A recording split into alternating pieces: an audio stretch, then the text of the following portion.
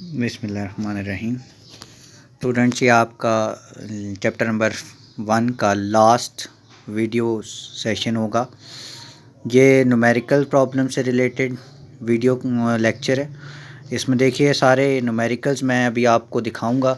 ये सारे न्यूमेरिकल्स हैं जो मैंने सॉल्व किए हुए हैं। इसकी पिक्चर्स मैं आपको सेंड कर दूंगा, साथ साथ वो आप कॉपी पे नोट करेंगे। सबसे पहले हम न्यूमेरिकल नंबर 1 पे आते हैं। 1.1 जल्दी से छोटा सा है। Express the following quantities into prefixes. Prefixes मैं आपको बता चुका हूँ, ये आपके प्रीफिक्सेस होते हैं सिंबल्स। ये देखें, एक्सा, पीटा, टेरा, गीगा, मेगा, किलो, हेक्टो, डीका वगैरह। ये आपका पेज नंबर जो है ये इसमें पेज नंबर आपका ये बनता है प्रीफिक्सेस के टॉपिक में। अभी मैं आपको बताता हूँ, पेज नंबर 7 है इसमें। और ये आपका प्रीफिक्सेस से रिलेटेड आपका न्यूमेरिकल है। इसमें देखिए ज़रा कैसे सॉल्व होगा। पहला जो पार्ट है उसमें है केजी पार्ट ए। 5000 ग्राम को आपने प्रीफिक्सेस में चेंज करना है। 5000 को पहले आप साइंटिफिक नोटेशन में चेंज कीजिए। कैसे कि 5 को मल्टीप्लाई कैसे करें 1000 से, तो यानी कि ये क्या हो जाएगा 5 मल्टीप्लाई बाई 10⁻³ ग्राम। ठीक है, 10⁻³ इज इक्वल टू किसके बराबर होता है, किलो के। मैंने साथ लिखा हुआ भी है। 10⁻³ को हम किलो में लिखेंगे तो 5 किलोग्राम बन जाएगा। तो ये प्रीफिक्स कौन सा बन गया, किलो। ठीक है, उसके बाद सेकंड पार्ट जो है वो है 20 लाख वाट। 20 लाख वाट है।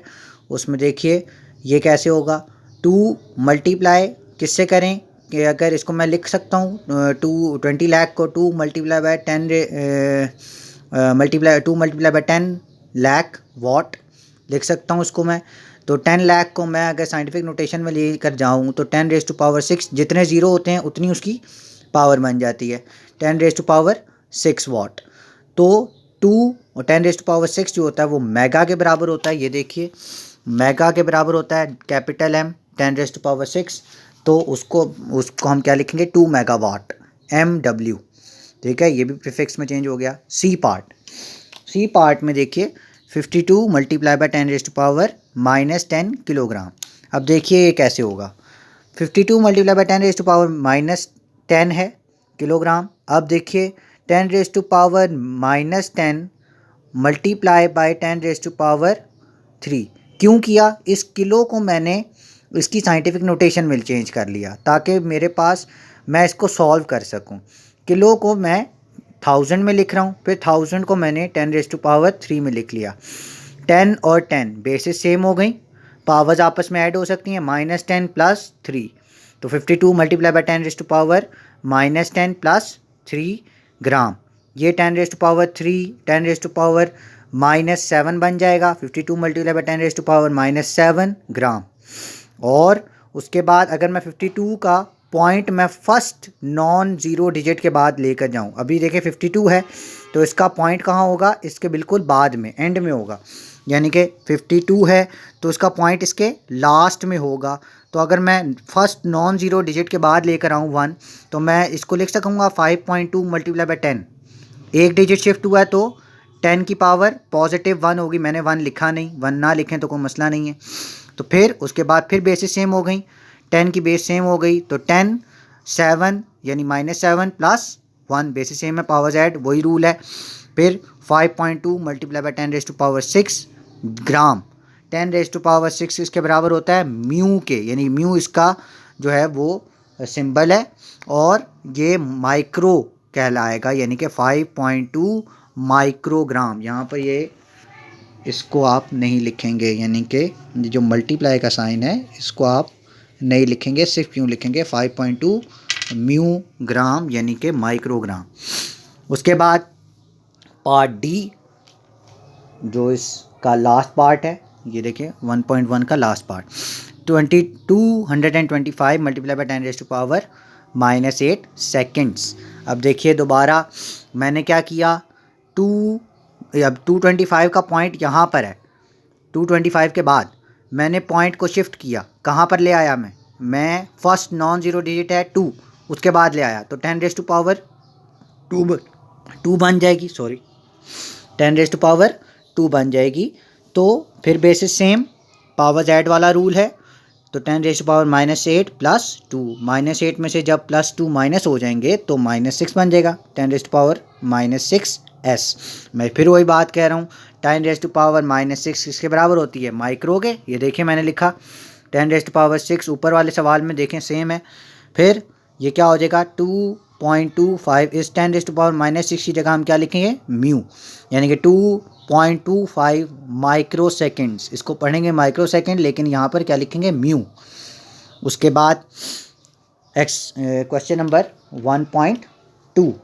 1.2 कहता है how do the prefixes micro, nano and pico relate to each other. ये देखें माइक्रो किधर गया? यहाँ है। माइक्रो, नैनो और पीको ये आपस में कैसे रिलेशन रखते हैं? इसका क्या रिलेशन है? इसका आपस में ताल्लुक क्या है? ये देखिए कैसे होगा। ये देखिए एज वी नो माइक्रो किसके बराबर होता है? 10⁻⁻6 के, वो म्यू है, ठीक है। नैनो जो है वो 10⁻⁻9 के बराबर होता है, जिसको हम n से डिनोट करते हैं। फिर पीको है is equal to 10⁻⁻12 is equal to P, small P के। और फिर हम the relation between micro, nano and pico can be. अब कैसे लिखेंगे इसके रिलेशन को?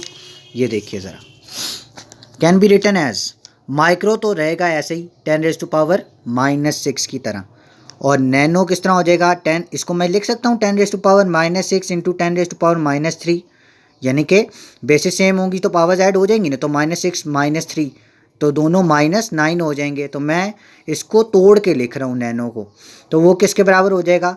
ये जो 10⁻³ है ये तो ऐसे ही रहेगा, लेकिन 10⁻⁻6 किसके बराबर था? माइक्रो के। तो ये क्या बन जाएगा? 10⁻³ माइक्रो, ठीक है। फिर पीको, पीको को मैं लिख सकता हूँ 10⁻6 इंटू 10⁻6, बेसिस सेम है तो पावर्स ऐड होंगी, तो -6 प्लस -6 तो दोनों 10⁻12 भी हो जाएगा दोबारा। तो मैं इसको दोबारा लिख सकता हूँ कि 10⁻6 को ऐसे ही रहने दूंगा, और दूसरे वाले 10⁻6 को मैं माइक्रो लिख सकता हूँ। इसकी जगह आप म्यू लगा सकते हैं। और यही इसका रीज़न है कि यही रिलेशन है आपस में, इसका यही ताल्लुक बन रहा है कि जी हर एक के अंदर एक माइक्रो क्वांटिटी मौजूद है, यानी कि 10⁻6 तो बजाते खुद माइक्रो है। फिर नैनो के अंदर 10⁻6 भी मौजूद है, यानी 10⁻3 के साथ माइक्रो मौजूद है। और फिर पीको में भी 10⁻6 के साथ एक माइक्रो और मौजूद है। उसके बाद क्वेश्चन नंबर 1.3, ये देखिए ज़रा 1.3, your hair grow at the rate of 1 millimetre per day. अगर आपका बाल जो है वो 1 मिलीमीटर पर डे बढ़ता है तो find their growth rate in nanometre per second. Nanometre per second कैसे इसको बनाएंगे? देखें growth rate of hair in nanometre per second कितना है? 1 मिलीमीटर पर डे, ये उसने खुद दिया हुआ है, वो दोनों बराबर करने हैं ना। तो growth rate of hair in 1 day, एक दिन में कितना हो जाएगा ग्रोथ रेट? तो 24 एक दिन में होते हैं घंटे, multiply by 60 minutes, multiply by 60 seconds. इसको मल्टीप्लाई करते हैं सेकेंड्स में लेकर आना है हमने इसलिए। Since 1 millimetre is equal to 10⁻³ mic m and 1 day, यानी कि इसका मतलब यह है कि क्या हो जाएगा कि micro 24 multiply by 60 multiply by 60 seconds. ये अब हम किस में चले गए? 1 डे में हमारी कितनी ग्रोथ बनेगी उसमें हम सेकेंड्स में चले गए, ठीक है, पर सेकेंड में चले गए। अब देखिए हेंस क्या होगा? 1 मिलीमीटर पर डे, अगर 1 मिलीमीटर पर डे बढ़ता है तो फिर 1 मल्टीप्लाई बाय 10⁻³ मीटर, ठीक है। क्यों? क्योंकि ये देखिए मिलीमीटर है ना, मिलीमीटर का जो प्रीफिक्स है वो m है, जो कि 10⁻³ के बराबर है। तो मैंने इस मिलीमीटर को, 1 मिलीमीटर को 10⁻³ लिख लिया, ठीक है। तो 1 multiply by 10⁻³ metre multiply by 1 by per second निकालना है, इसलिए पर सेकंड के लिए मैं क्या करूँगा? 1 डिवाइडेड बाय टोटल सेकंड, जो ये टोटल सेकंड मल्टीप्लाई करके आए ना, तो ये कितने बन गए 24 मल्टीप्लाई बाई 60 मल्टीप्लाई बाई 60, इसको मल्टीप्लाई किया तो क्या बन गया ये 86400, ठीक है, मीटर पर सेकंड, ठीक है। फिर उसके बाद 1 multiply by 10⁻³ metre multiply by 0.00001157 metre per second, इतनी ग्रोथ बन जाएगी। और फिर मैं इसको क्या करूं, अगर मैं इसका पॉइंट जो है यहाँ पर है, मैं इसका पॉइंट लास्ट में लेकर जाता हूँ, इस डिजिट का पॉइंट, पूरे पॉइंट इस डिजिट का पॉइंट लास्ट में लेकर जाता हूँ, तो पॉइंट किधर चला जाएगा 7 के बाद, जो कि लिखने की ज़रूरत नहीं है, मल्टीप्लाई बाय 10⁻⁸, क्योंकि पॉइंट अब शिफ्ट हो गया है कहाँ पर, आगे सबसेंड में कितने डिजिट्स का शिफ्ट आया, राइट साइड पे शिफ्ट हो रहा है। तो देखिए 1 2 3 4 5 6 7 8 डिजिट का शिफ्ट आया, तो 10⁻⁸ बन जाएगा, ठीक है। उसके बाद 1157 को आप मल्टीप्लाई कर दें 1 से, तो ये हो जाएगा 1157 multiply by 10⁻³ metre multiply by 10⁻⁸ metre per second. फिर उसके बाद 1157 मल्टीप्लाई बाय 10⁻⁻², इसको मैंने तोड़ के लिख लिया, यानी कि 10⁻³ को मैंने तोड़ लिया, तो ये क्या बन जाएगा 10⁻⁻9, ये दोनों ऐड हो जाएंगे, बेसिस सेम पावर्स ऐड, तो यहाँ पर 10⁻⁹ हो जाएगा। तो ये क्या बन जाएगा 1157 metre multiply bye nanometre per second, ठीक है। फिर इसको हम इस तरह लिख लेंगे 1157 नैनोमीटर पर सेकेंड। ये आपका सवाल कितना हो गया 1.3। बाकी नेक्स्ट क्लिप में इंशाल्लाह।